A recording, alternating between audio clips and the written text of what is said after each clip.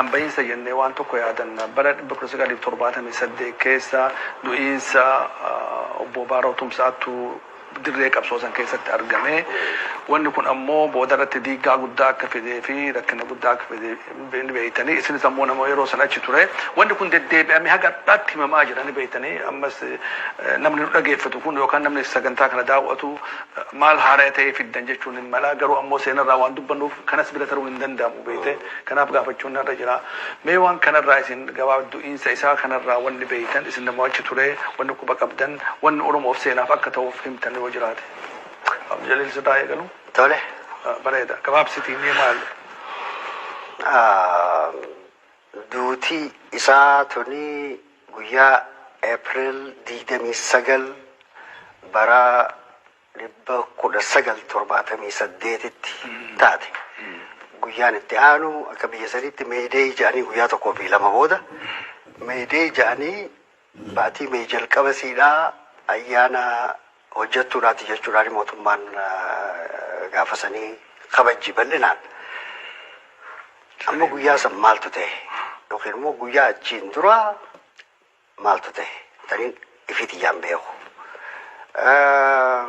Guyyaa achiin dura dammeessaan Baadhootu isaa jechuudha. Dammeessaan badhoo dachaasaa jechuudha. Badhoo dachaasaadha. Waan tokko ta'e je'eeti xiqqoo na dhibdee je'eeti dubbiin badhoo dachaasaa xiqqoo na dhibdee jechuudhaani Baaroon na dubbate. Nama biraatti illee dubbate jaarratti illee dubbate possibly. Maali gurbaan kuni akka waan gartee mataan dhukkubuuti na fakkaataa jee.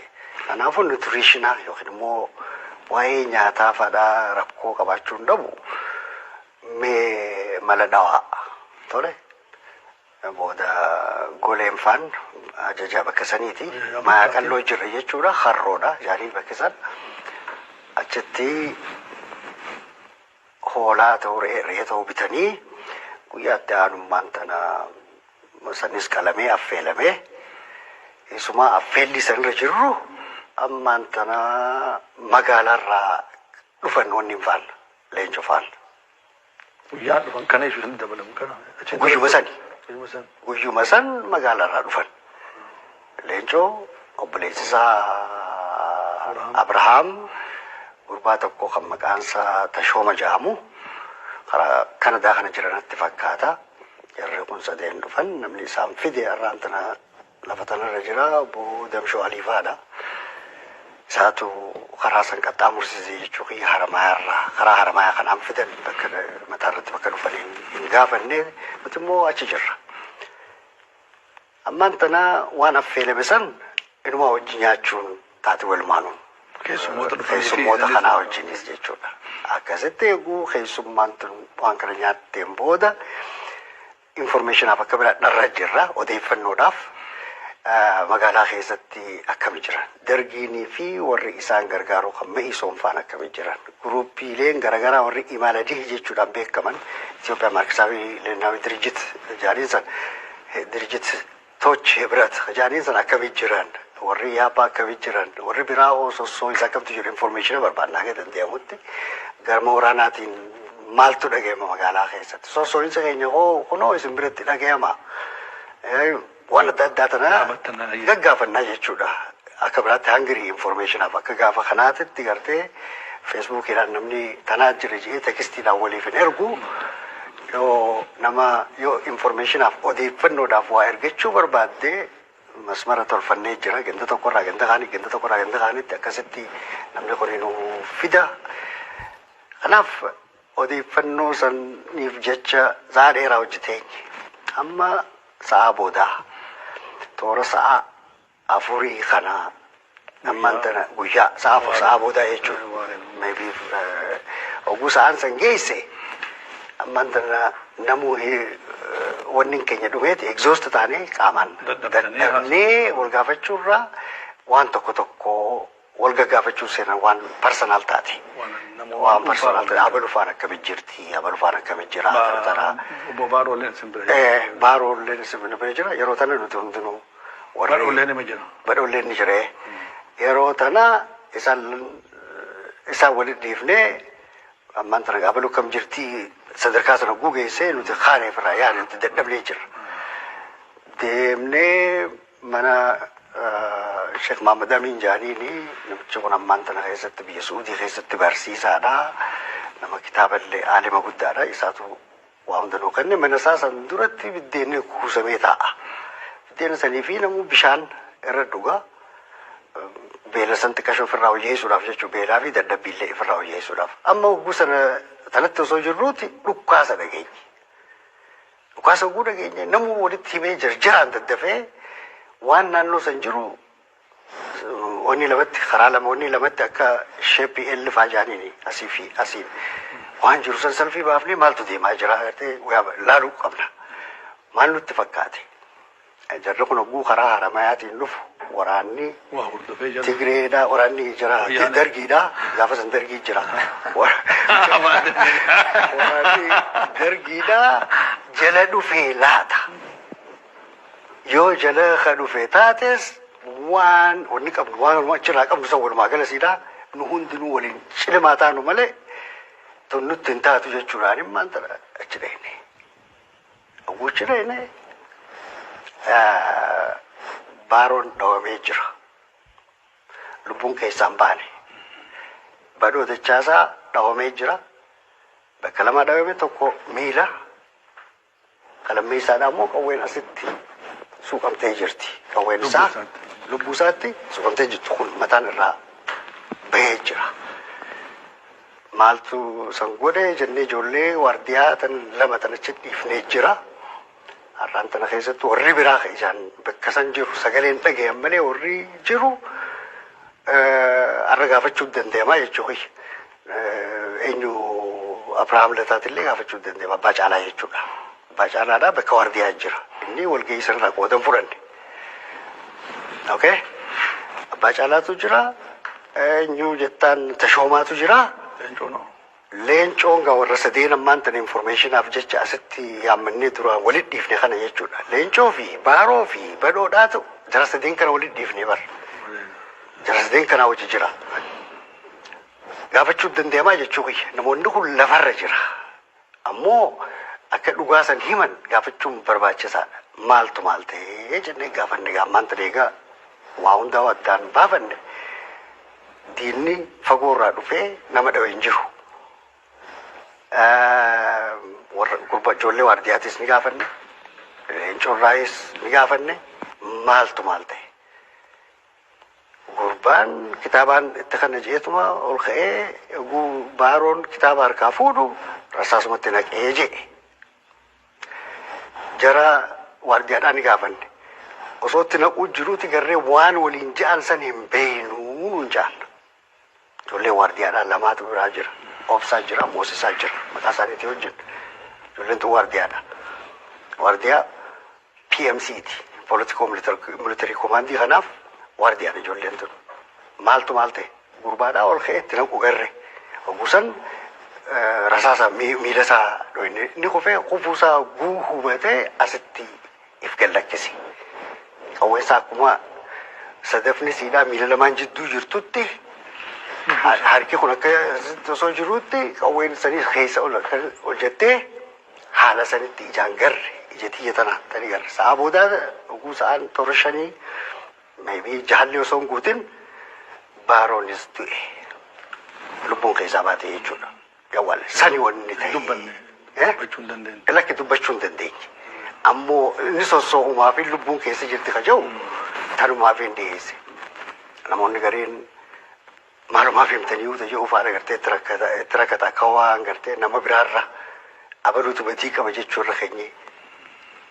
Lakki abaluutu batii qaba wanni ja'aniin hin jirtu wanni jiru akkaataan itti du'an. Akkaataan itti jarri lamaan kun du'an akkasii. Lubbuun ammoo wal qixa.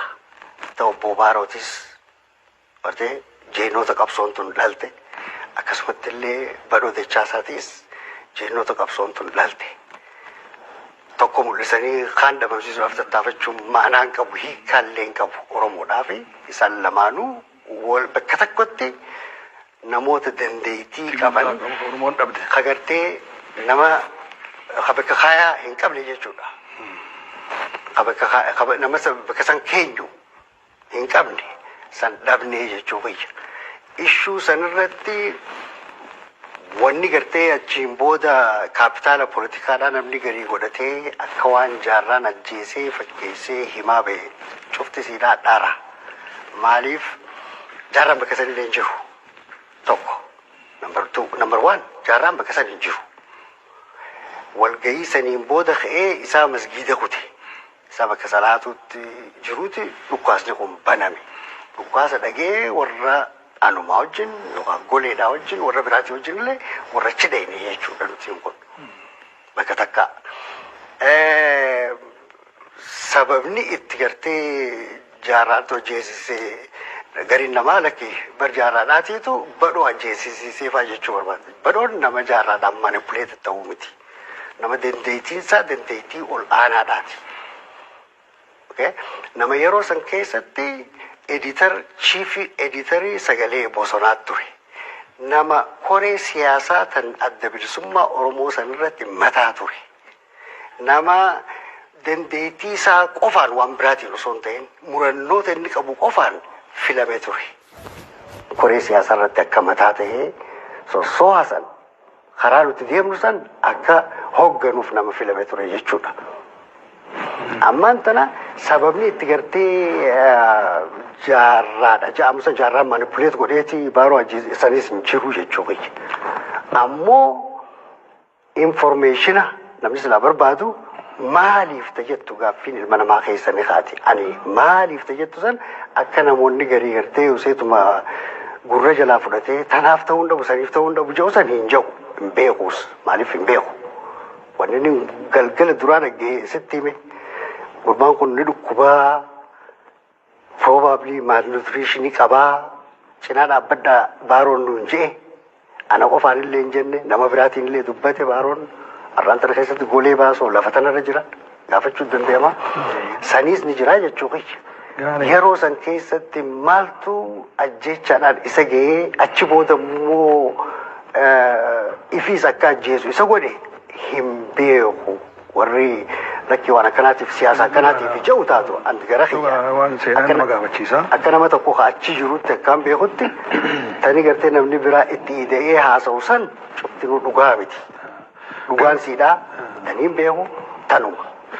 Dhugatti wanni qalbii nama cabsu gaa Oromoon sabboontota jajjaboo lama dhabde jechuudha. Haala barbaachifneen wareegama qaalii baasiftee kanarratti wanni jechuu jiraachuu baate yeroo ilaalu.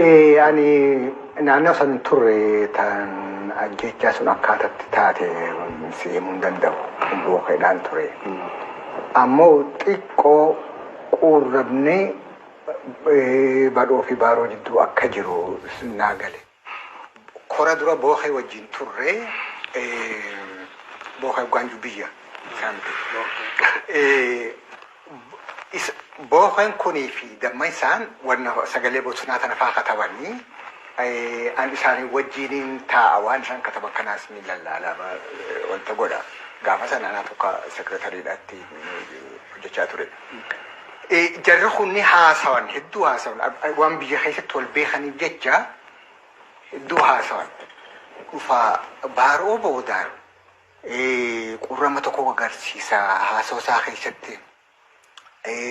Bar jarri kuni qabsoo hidhannootiin akka hin jalqabamne warra lafarraa harkisee achiis akkas nu godhanii jechaati ammaas dhufa isaanii kana nu gargaaruudhaaf nu achi qabsaa'uudhaaf osoo hin ta'in dildila nu godhatanii nurra dabruudhaaf deemanii jecha jiru. Guyyaa adda addaa booka kanatti haasawu. Baroon. Deemtee haasawu bakka takka jirra beektaa wanni immaa waraanni bobbahaa nu ta'e jechi bakka waa kataba waa qopheesse kan wanta jirra.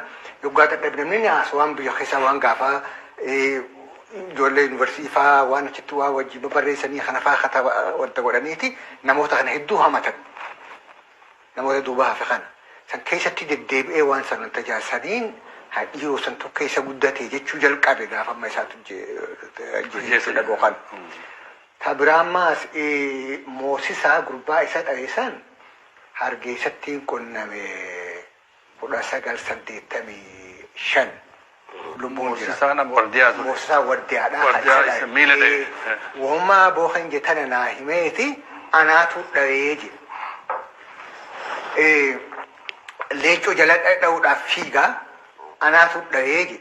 Sossoohuu dadhabeeti je kufee ta isaatiin firraa gabaabsee je kilaashaa. Silaa leencoolleen bira taa'aa dha'uu barbaade. Akkas jedhu. Duuba amma leencoo fi Abrahaamillee waan kanneen argaa turan jechuudha achi turan.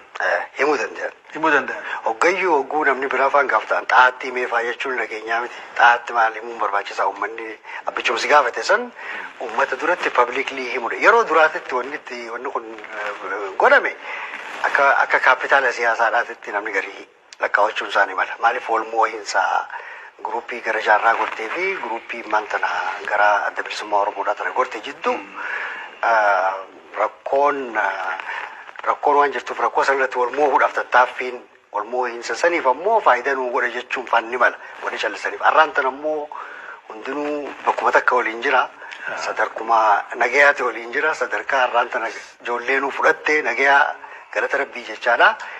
Ammoo uummata jidduutti nagaya uumuun barbaachisaadha. Uummata Oromoo jidduutti namni kuni gosaan gandaa waliin ajjeefne. Dhugaan jirtu sani. Dhugaan jirtu uummanni kuni uummata tokkicha akka uummataatti uummata tokkicha yoo sababni itti wal ajjeesan sababni siyaasaa taate achumarra dhiisuudha. Faaktiin ammoo nama biraa keessatti harkiftee waan gartee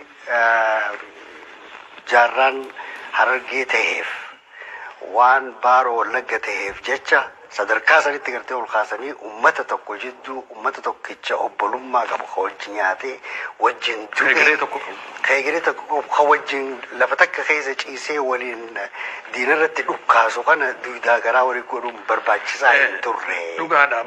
Yoo himan dhugaan san uummata kana ni fayyifti. Waan tokko abjilee anis waggaa 40 dura kana waan akkanaa kana dhagayaatuma ture.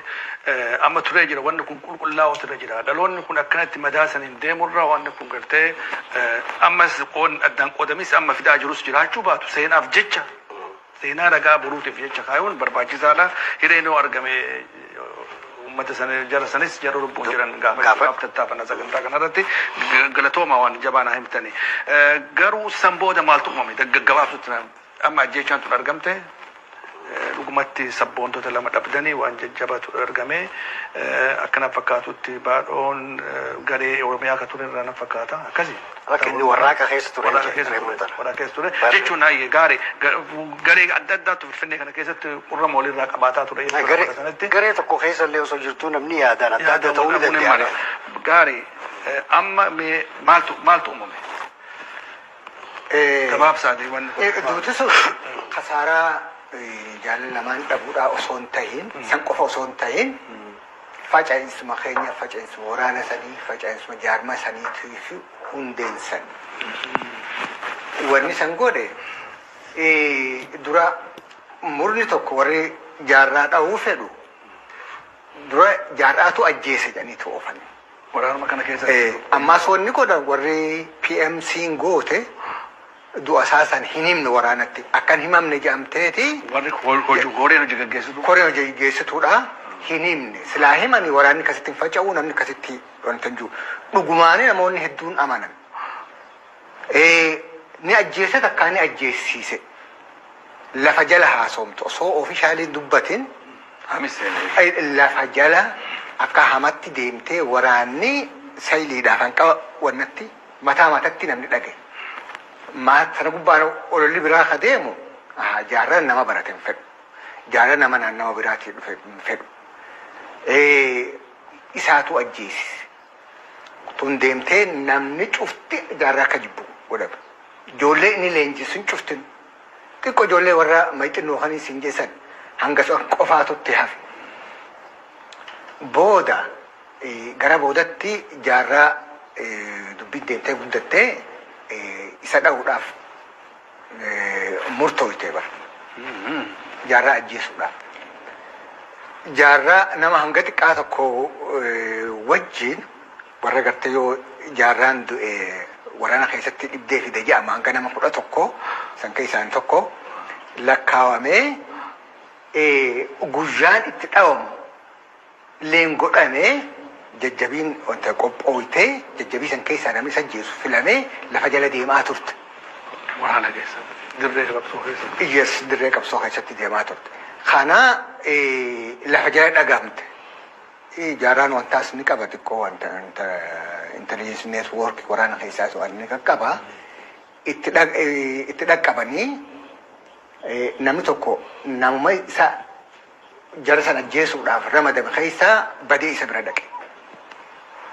Akkasitti waraanni bakka lamatti adda bahee raamnis gamaa gamana jedhamee ajjeechaaf wal barbaaduun taate faca'insa keenya guddaan achirratti guddaan achirratti achirratti nooli dubbiin sun deemtee alallee baatee bara meeqa kudhan booda 85 1985 biyya Somaaliyaa keessa kan jiru ummanni achitti illee akkasitti adda bahee sun bar warra nama barate jeesu maal akkasitti namoota amanuutu ture yeroo dheertuudhaan maaliif gabbaamtee warri beeku warri quba qabu sun yeroodhaan maaliif itti himinii wanna jettu faca'insa saniif takka warri koree geessitullee harka keessaa qaba wantaan maaliif dubbisan dhoksuudhaan ammallee namoota akkasitti amanuutu jira.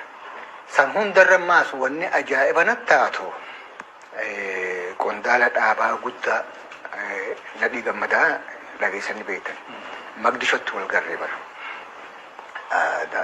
87 mul'isii wajjin itti dhaqne gaafa isaan itti dhufansanii haasofne guyyaa lamaa sadii haasofne mana Abdi Suuriitan maal dubbii tana haafnee dubbanne. Ani hanqammatti jaarumaatu ajjeesee ka ajjeesisee sanumatti quba qabaa jedha. Sirraa dhugaadha? Mul'isi ajaa'ibatti taate anis ajaa'ibatti taate. Ani waggaa dura an jarri kun osoo nama beekuu ololaaf itti fayyadamu malee hoogganoonni at least hoogganoonni namoonni jajjabaan sadarkaa isaatuun dubbiin immoo hubatan jeetii yaada. Dhugumaan akkam beeyna achitti nuu hime mul'isu. Leencoo lataa waraqaa nuu katabeeti yuggusmaan jaarraan siituu bira jira haala ta'e kana Oromoon nu gaafatti nuu katabi jedheetiin katabsiisee waraqaa san anaatu koppisiidhaan illee ni qaba. Jaarraan inni qaba. Ama wanta amata meeqas waraqaa saniin deemnaa jedhee mul'isisu kasi jedheetti ibsa. Achitti galtee finadi. An hanga irratti jaarrumaa ajjeesee ka ajjeesiseetti quba qabaa. Jechuudhaan bulcha. Isi time gap ilaali. Hangasitti hooggana waraanaa qondaala guddaadhaan jaallisu. So hangas takka dubbiin sun facaaftee jechuudha. Hagam takka ture obbo Baaroon ajjeefamuu duratti waraana biyya dirree waraana baatii meeqa? Akkaan tilmaamutti toora Oktoobarraa yoo lakkaa'adde hamma baratti aanu April jechuudha. Baatii 8 baatii 7 akkas wajjin waraana sana wajjin ture. Ammoo bakka reefuun tanaa sana irratti akkamitti PMC'n akkamitti hin himne jettu I think hundinuu anis akka nam tokkootti ittiin gaafatama. Haa ta'u wanni tokko kan PMC'n Political Military Command jechuun Executive Committee gaafa saniiti naannoo Maayaa Qalloo san wajjin turre isaan san keessaa nama tokko qofaatu wajjin jirre. Namni sanis waa'ee komitee waraanaa irratti mataa ta'e jechuudha bobbaasaadha. Wanni yeroo san hedduu akkaama rifanne duraatiif namni nama lama jajjabaa guyyaa tokko keessa dabarra akkaama nutti nafne jechuudha rifaatu guddoodhaatu nu dhagahame. Keessaa illee ni baana jennee iyyaanne ammoo in a sense gartee namaatu sababa saniin wal shakkaa irratti osoo hin ta'in namoota dandeettii qabu akkasii namoota ijoollee tana hundaa'uu barsiisuu danda'u namoota akka bitaatti essential isaa bada barbaachisaa namoota ta'e dhabuun hedduu nu rifachiise. Maaliif eessarraa argatta namoota sadarkaa sanii. Bakki ammoo nuti dogongorre kanii namni yeroo sanitti bira jiru boolee joolataa ture. Booleen joolataa wanni yaada akkam laaltaa akkamitti du'ee katabii eega jaamee barreesseen boodatti akkam laaltaa yeroo jennuun haga dandeemutti dubbii isaa tana dho'isuudhaan gaariidha tajattu nuuf dhiyeesse. Dibeeta irratti hin goone numa fudhanne maaliif dho'isaa je'e yoo wanni turammaan tana qacareedha sossoo'insi kuni yoo namni Oromoodhaa karaa Wallaggaa kanarraa dhagee qalbii cabaa. Tanaaf jecha haga dandeemutti yoo callifne irra gaariidha tajettu. Dibeetiin goone akkuma siin jedhetti irratti waliin falmine namoota xiqqoo achisiif oofuudhaaf haala san fudhannee osoo jirruuti sa'a boodaa yeroo awwaalchaa sanitti nama gandaa kan wajji awwaaleetu jira. Warri gandaa kan awwaalcha sanarraa qooda fudhate kuni nama gandaa ammaan tanaa wanirraa ganda maa qalloo sanirraa ganda karroo sanirraa achirraa nama kanaatu jaajarraa fira qaba. Jaaja eenyu fa'aa jira? Bobbaasaa fa'aa jira. Bobbaasaadhaa durumaanuu mataa keessaa nagee hin qabne. Gartee haga dandeemutti waanuma tanaa waan addunfate yookaan waan akkasii mataa keessaa qabu kana bira namni kun immoo achirraa dhufee jaaja dhufee maaltu jira oduun nutti himi. Abaluun sanbara akkanatti du'ee dubbii baaroo tana fa'aatti hima. Ammaan tana bobbaasaan fa'aan murteeffate jechuudha. Talagaa ammaan tana nama biraarraa hin bara dheeraa booda dhagee. Ana dhagee. Achi bobbaasaa bira gusanitti jiraaddeetii miti nama irraa hin dhagee. Nama bobbaasaa fa'aadhaa wajji jiru. So ammaan tana bobbaasaan fa'aan murteeffate jechuudha. Amma qoratti aanu yaamuudhaaf jecha karaa Maaya Qalloorraa as deebinee jidduu tanatti waa hedduudhaatu ta'e karaa Maaya Qalloorraa as deebinee ilaa hagee laayii hidheenee karaa jaajaa kana jechuudha jaajarraa gadi laayii kana dheenee achitti yaamne. Bobbaasaa egzekitiif komiteen bakka tokko jiraachuu qabdii miree dura. Amma egzekitiif komiteen tana keessatti akkam nagayaa fayyaa baaroon faanoo akkam nagayaa akkam ala bahanii eebaan jennee itti haasofne jechuudha. Isa dhufeen? Dhufe. Amma duraanuu gartee akka dhagee miti nama gandaatirraa. Amma gurbaan dhugaa hoosee konfarmidi jechuu akka isaatitti. Naagale jedhu. Akka isaatitti ammoo jarri. Namicha ajjeesanii na dho'isanii tajattu. Nuti immoo gartee reefuun tana gorsanuuf kan name san dhuga fudhannee jechuu fayya. It was a mistake, I know. Fudhachuun nurra turre. Wannichi gadirree waraana irratti maaltu wayyaadha ogeeyyuu misaan ta'a. Ati gaafas beekee amata 40 dura rifeensillee na gubbaa jira namuma mucuma xiqqaadha jechuudha. Akkasii fudhannee silaa fudhachuu baannee gaaruma ture. Yaadni garii kan yeroo sanitti sikkan kan boodarratti uummata eeggaa ga'u ta'uu danda'a. Sittiin dheereessee dhiifama naa godha. Dhugaadha maal seenaan kun seenaa dheerallee akkaallee barbaachisaadha. Namoonni kunis namoota jajjaboodha. Namoota seenaa Oromoo qabsoo Oromoo keessatti gartee qaxara caban kichuu citan malee gartee bakka guddaa ga'uu kan danda'u dhugumatti bogaaroo tumsaallee Finfinnee san keessatti sabboonota hedduu kutaa walirraa walitti fidee nama ijaaree durarraa waa hedduu godhee nama qabsoo sana keessatti nama ija ture jechuun ni danda'ama.